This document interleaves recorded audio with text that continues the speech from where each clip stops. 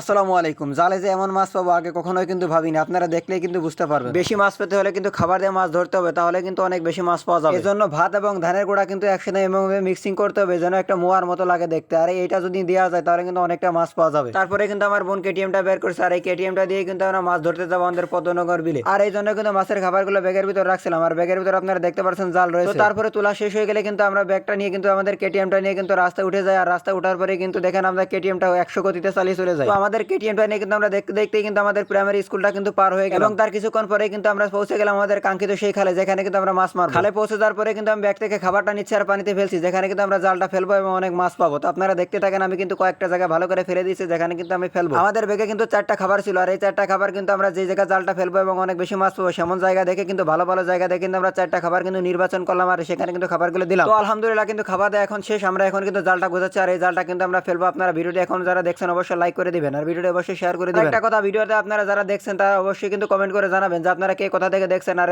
এমন ভিডিও যদি আপনাদের কাছে ভালো লাগে অবশ্যই কিন্তু ভিডিওটি বেশি বেশি শেয়ার করতে বলবেন না। তো আপনারা দেখেন আমি কিভাবে জালটা ফেলাচ্ছি, আপনারা দেখতে থাকেন। আমি যেহেতু নতুন এই জন্য কিন্তু আমাকে জাল ফেলতে অনেক সময় লাগছে। তো আপনারা কিন্তু ধৈর্য ধরে ভিডিওটি দেখেন, তাহলে কিন্তু বুঝতে পারবেন আমরা কেমনটা মাছ পাচ্ছি। তো চলুন শুরু করা যাক। এখন আমি জালে চলে যাচ্ছি, জায়গা খাবারগুলো দিয়েছিলাম, আর ওইখানে যদি আমি জালটা ফেলি তাহলে কিন্তু অনেকটা মাছ বাঁচবে। তো চলুন শুরু করা যাক। তো বিসমিল্লাহ বলে কিন্তু আমি শুরু করে দিলাম। বিসমিল্লাহ। প্রথমে কিন্তু বলেছি আমি কিন্তু নতুন তাই জাল ফেলতে পারি না, তো প্রথমবার জাল ফেলছি কিন্তু আমার জালটা কিন্তু ভালোভাবে পড়ে না, তবু কিন্তু মাছটা বেঁধেছে। আপনারা দেখতে থাকেন, আর পরবর্তী কিন্তু জালটা খুব ভালো পড়ে, আপনারা ভিডিও দেখতে থাকেন। তারপর আমি আস্তে আস্তে জালটা আনছি, আর ভাবছি মাছ কি বাঁধবে নাকি, আমি তো বুঝতেই পারছি না, কারণ আমি তো নতুন আর জালটা আমার তো ভালোভাবে পড়েনি। তো ভালোভাবে ধোয়ার পরে কিন্তু আমি উপরে নিয়ে আসছি, আর নিয়ে আসার পরে আপনারা দেখতে পারেন মিডিয়াম সাইজের একটা শিং মাছ বেঁধেছে। আর এই শিং মাছটা দেখে কিন্তু আমি এবং আমার ছোট বোনটা অনেকটাই খুশি হয়েছি, কারণ আমাদের জালটা ভালোভাবে পড়েছিল না এবং ভালো একটা মাছ বেঁধেছে। মাছটা পাওয়ার পর কিন্তু আমার অনেকটা উৎসাহ বেড়ে গেল, আর এই জন্য কিন্তু আমি খুব ভালো করে জালটা ফেলার চেষ্টা করতেছি। তো এবার ভালো করে জাল ফেলবো, যেহেতু মাছটা অনেক বেশি। তো আলহামদুলিল্লাহ এবার কিন্তু আমার জালটা অনেক ভালোভাবেই পড়েছে, আর এবং আশা করতেছি অনেকটাই মাছ বাঁধবে। তো আমি কিন্তু আস্তে আস্তে জালটা টানছি এবং উপরে নিয়ে আসছি। তো আপনারা দেখতে থাকেন যে এবার কিন্তু অনেকটা মাছ বেঁধেছে। আমি যখন জাল টানছিলাম তখন কিন্তু জালের ভিতর থেকে অনেকটা পুঁটি মাছ লাফালাফি করছিল, আর আমি এটা কিন্তু দেখে কিন্তু বেশি একটা ধোয়া